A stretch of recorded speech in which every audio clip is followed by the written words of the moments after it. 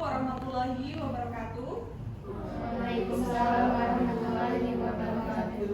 Kepada Ibu Suci Hasanah S.Kep Nurse M.Kep yang saya hormati selaku dosen mata kuliah keperawatan dewasa beserta teman-teman semua yang saya banggakan. Perkenankanlah kami dari kelompok 3 untuk mempresentasikan hasil diskusi kami dengan judul Keperawatan Dewasa, Sistem Respirasi, Kardiovaskular, dan Hematologi Heart Failure.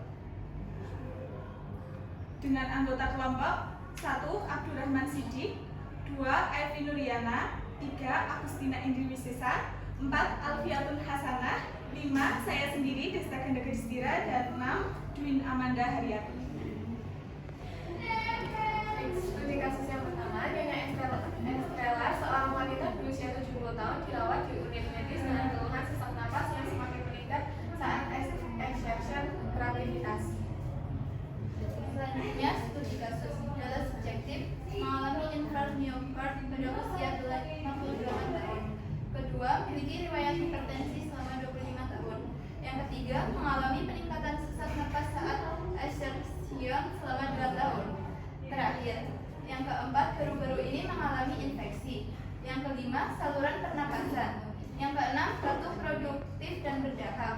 Yang ketujuh, edema di kedua tungkai hingga lutut.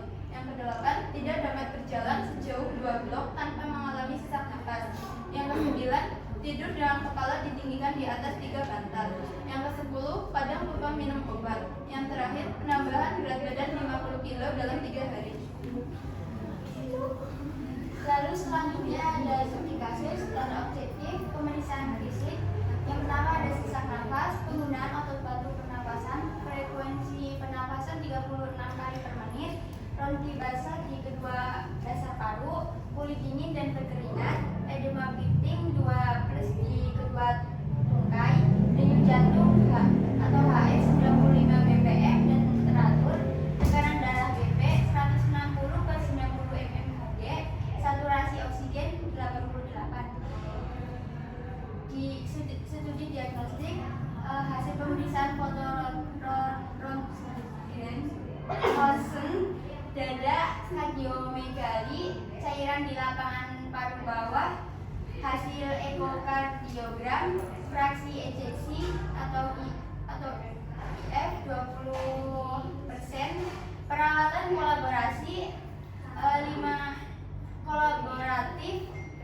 5 mGPO atau oral enalapril setiap hari, furosemide atau lesik 40 mGPO 2 kali sehari, kalium 40 mg 42 kali sehari, diet rendah, natrium 2 atau 2 gram, oksigen 6 L per menit untuk mempertahankan saturasi 90%, pengukuran berat badan setiap hari, elektrokardiografi atau ECG 2+ lead setiap hari, pengukuran enzim jantung setiap 8 jam 3 kali, pemantauan jantung terus-menerus, pengukuran elektrolit, serum urea, kreatinin, dan BNP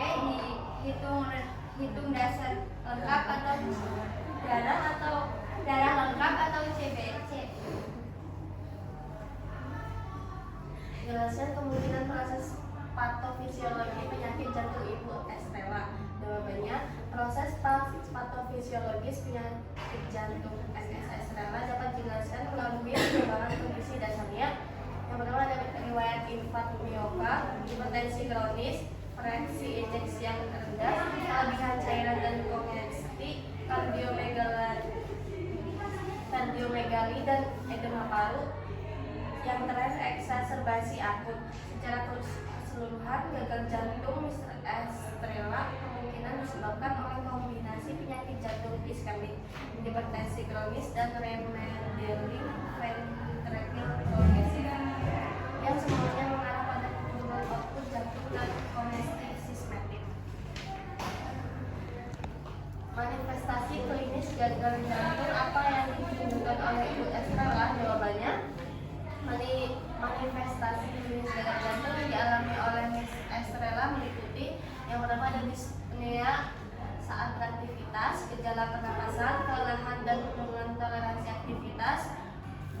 basah dan produktif. Temuan-temuan ini secara keseluruhan mengarah pada gagal jantung dekompensasi, kemungkinan diperburuk oleh infeksi saluran pernapasan baru-baru ini dan ketidakpatuhan terhadap pengobatan.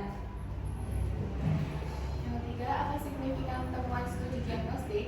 Signifikasi temuan dari studi diagnostik dalam kasus Miss Estrella adalah pemeriksaan radiografik dada atau kardiomegali dan cairan di lapangan paru bawah. Ada ekokardiogram atau fraksi ejeksi 20%. Secara keseluruhan, temuan diagnostik ini mengkonfirmasi adanya gagal jantung yang signifikan yang ditandai dengan keluaran jantung yang buruk dan retensi cairan. Keduanya menjelaskan gejala klinis Miss Estrella seperti dyspnea, edema, dan kelelahan. Selanjutnya yang keempat, jelaskan alasan untuk setiap perintah medis yang dirasakan untuk Ibu Estrella. Yang rasional untuk setiap perintah medis yang diberikan kepada Miss Estrella adalah sebagai berikut. Yang A, enalapril 5 mg PO setiap hari. Yang B, furosemid 40 mg PO 2 kali sehari. Yang C, potasium 40 mg PO 2 kali sehari. Yang D, diet natrium 2 gram.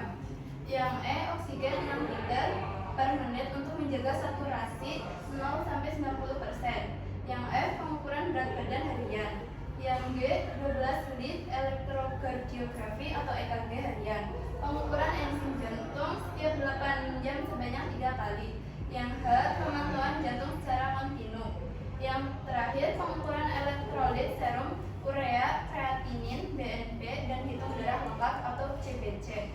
Perintah-perintah ini bertujuan untuk mengelola gejala gagal jantung, mencegah komplikasi, dan mengoptimalkan fungsi jantung Miss Estrella.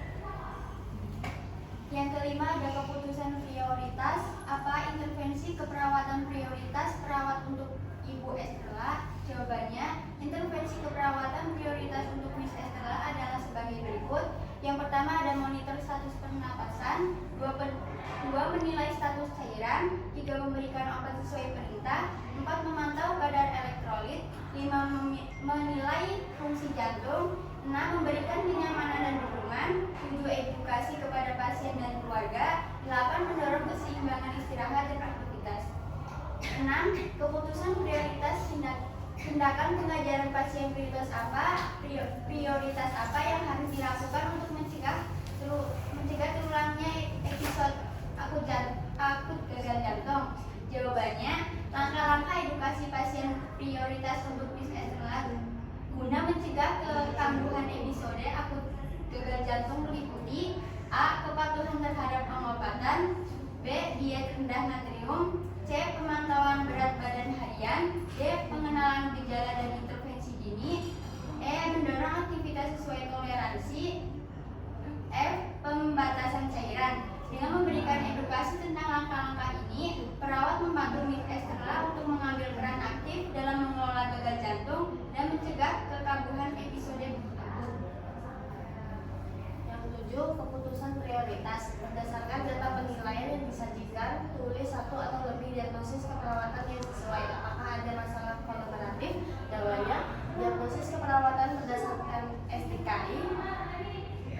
Berdasarkan data asesmen yang disajikan, diagnosis keperawatan yang sesuai menurut STKI adalah: yang pertama, ada pola pernapasan tidak efektif terkait dengan akumulasi cairan di paru-paru (OSP paru) yang dibuktikan oleh sirkulis basah, penggunaan otak aksesoris, distres pernapasan, dan saturasi oksigen 88%. Yang kedua, penurunan curah jantung terkait dengan gangguan fungsi pompa jantung atau fraksi ejeksi 20% yang dibuktikan oleh Disney saat aktivitas, edema, kelelahan, dan hipertensi atau BP 160/90 mmHg. Yang ketiga, kelebihan volume cairan terkait dengan retensi cairan akibat gagal jantung yang dibuktikan oleh edema piping di kedua tungkai, peningkatan berat badan 5 kg dalam 3 hari, dan hipertensi. 4. Intoleransi aktivitas terkait dengan penurunan kapasitas fisik yang dibuktikan oleh ketidakmampuan berjalan 2 blok tanpa sesak napas dan kelelahan. Yang kelima, ketidakpatuhan terkait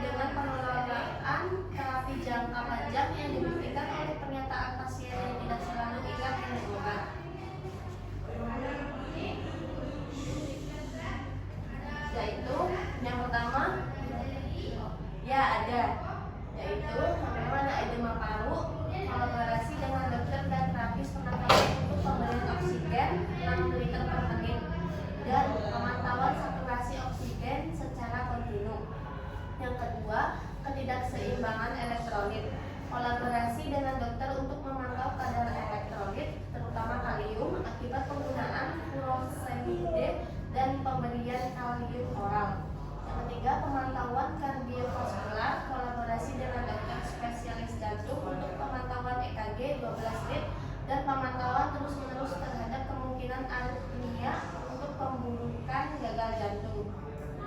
4. Manajemen nutrisi kolaborasi dengan ahli gizi untuk edukasi dan implementasi diet rendah natrium 2 gram untuk mengontrol retensi cairan.